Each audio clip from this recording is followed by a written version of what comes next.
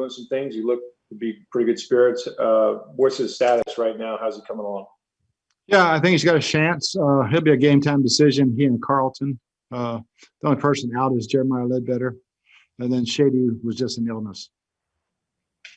And I mean, if he can't play, you still feel pretty fortunate about your receiver situation. That's not an area that you're not deep, right? Yeah, I mean, we got Scotty, we got Tyler Mickens, we've got guys who have played all season. You know, they're not Mike, but they'll be good enough. Thanks. Go over to Greg Allman. Hey, Bruce, I just want to check on Jason Pierre-Paul. You didn't mention him just then, but he wasn't listed as practicing the first 2 days, and we didn't see him early out there. Is he okay? I know normally he has like a day off in a given week. Yeah, he's fine. And he practiced today, so he was good to go. Okay. Thanks, Bruce. You bet. I will go over to Scott Reynolds. Hey, Bruce, we've seen in Cleveland where Kevin Stefanski has tested positive for COVID, won't be able to call plays and be on the sidelines for the playoff game. We talked about contingency plans on the defensive side with Bowles self-quarantining last week. But if Byron Leftwich were to ever be in that situation and be out for a game day, would you call plays? And if not, who on your staff would be your emergency play caller? Would it be Clyde Christensen? No, I would do it. Then the next person would be Clyde. And you're an offensive guy. You finished the season averaging 30.8 points per game, which is third in the league, highest in Bucs history. But you've averaged almost a touchdown better than that since the bye week, 37 points per game. What is the ceiling for this offense with everything clicking? With more time in this offense with Tom Brady, is averaging 40 points per game? Is that even possible? I think that's going to be a reach. I mean, I'll take 37. I don't think with our defense we're going to lose too many games if we can score 37. And I'm really satisfied with 30. But yeah, that's I think that would be a heck of a reach. But you're saying 37 that's doable though. I think that's doable right now. But we'll see in the playoffs. It's different. Thank you, Bruce. Go to Jenna Lane. Hey, Coach, if you did put Evans out there, what would be your biggest concern about having him out there? I know before we discussed the field conditions and you didn't seem as concerned in that area, but what would be your biggest concern? Stability or? No, if he goes out there, he's healthy. And we're not putting him out there to limp on one leg. So if he's playing, he's good to go. And also with the events that happened at the Capitol yesterday, I did speak to the league office. They said that right now they don't have any plans to change the game or anything like that, given kind of the proximity to the stadium location in Maryland. Do you yourself have any sort of concerns about security? I know fans aren't going to be there, but do you have any sort of concerns about security for you guys where you're staying and things like that? No, not at all. I think the league has done a great job with the security protocols. Thank you. I will go to James Palmer. Bruce, with Mike in the hyperextension, what has this week been like for him? Is it living in the training room? Is it just a time thing? How does he get to where he wants to be on Saturday? What have you guys done and what he has done?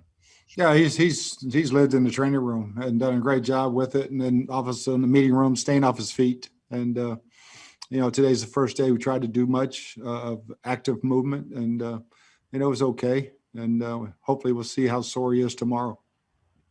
Ali Marpet yesterday brought up Tristan Wirfs, that you guys have your own rookie that is playing beyond the abilities of a rookie. Can you sum up his season a little bit? Yeah, I thought he should have been in the Pro Bowl. He's guys giving up one sack all season as a rookie is unbelievable. And when we run behind him, there's a lot of movement. So you couldn't ask any more of a rookie offensive lineman for sure. Thanks, Bruce. You bet. All right, we'll go over to Steve Isbitz. Coach, you said last night it's been fun to watch how Tom Brady in practice this week, quote, ain't accepting anything but the best. Can you maybe expand on that a little bit about what you've seen that's different? It's just an even more attention to detail.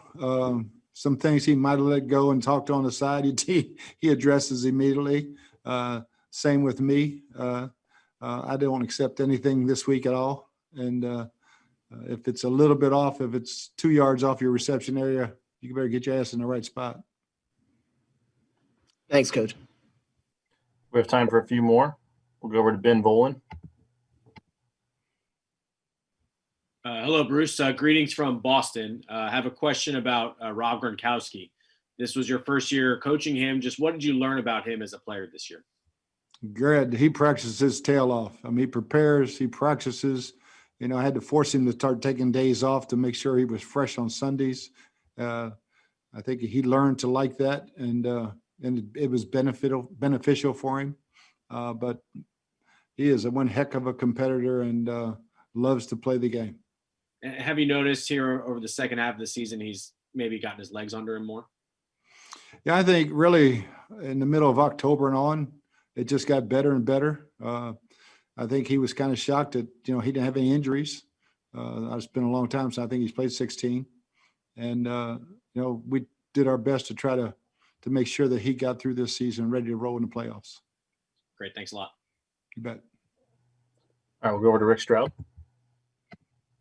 Bruce, you've said, and rightly so, the goal every year is to win a Super Bowl. This year, maybe more than ever. But I'm just wondering, for all that Tom's accomplished, the team breaking a 13-year playoff drought, the work ethic and the things that have been instilled, regardless of what happens in this tournament, would you consider this a successful season with all the impediments that you guys had in front of you?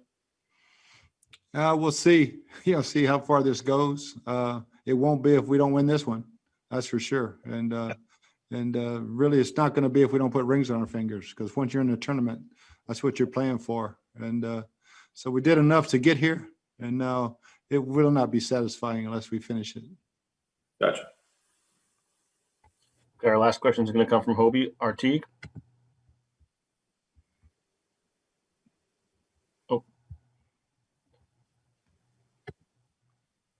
Hobie? Coach, you mentioned Tristan earlier, but another rookie that you have, I'm from Minneapolis, is Antoine Winfield Jr. You draft a guy at that spot that high because of what you've seen on tape in college. But what has translated for him so well to be such a factor on your defense this season?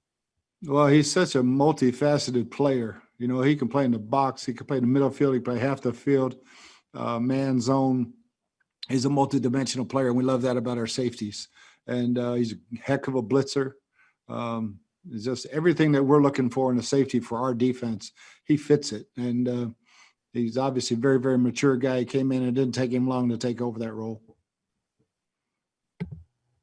Thank you. That's all for today. Thanks, Coach. Thanks, guys.